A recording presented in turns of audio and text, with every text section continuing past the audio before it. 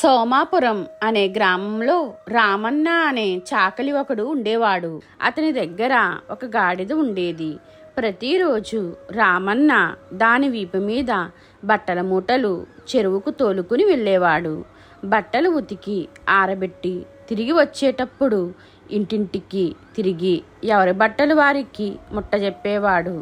ఆ గాడిద ఉన్నదాంతో తృప్తిపడే రకం కాదు. ఆ గాడిద పని చేసి చేసి విసిగిపోయింది. బట్టల మూటలు మోయడం దానికి ఏమాత్రం ఇష్టం లేదు. ఒకరోజు గాడిద దేవుడిని ప్రార్థించి, ఓ దేవుడా, దయచేసి నన్ను ఈ పనిలోంచి బయటపడేలా చేయి. ఇలాంటి పని చేయాలంటే నాకు అసహ్యం వేస్తుంది. ఈ రామన్న నా చేత విపరీతమైన బరువులు మోయిస్తున్నాడు. నన్ను కాపాడు అంటూ ప్రార్థించింది. గాడిద ప్రార్థనకు దేవుడు ప్రత్యక్షమై, నాకు నువ్వు చేసే చాకరీ గురించి తెలుసు.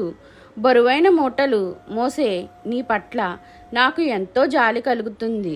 ఇక నుంచి నువ్వు చాకలి దగ్గర కాకుండా కుమ్మరి దగ్గర ఉండేలా అనుగ్రహిస్తున్నాను అని వరం ఇచ్చాడు దేవుడు.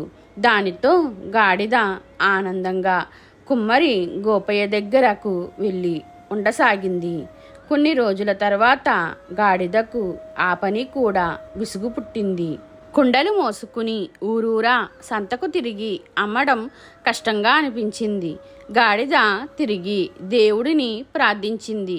దేవుడా, కుమ్మరి దగ్గర పని బాగుంటుందనుకున్నాను, కానీ చాకలి దగ్గర పనికి కుమ్మరి దగ్గర పనికి తేడా కనిపించటం లేదు. దయచేసి నాకు ఇంకేదైనా పని ఇవ్వు అన్నది.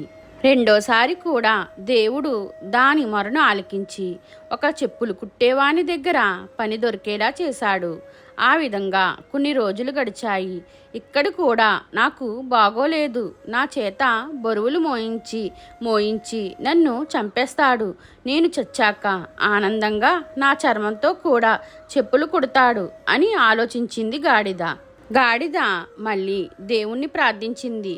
కానీ ఈసారి గాడిద వల్ల దేవుడు కూడా విసిగిపోయాడు.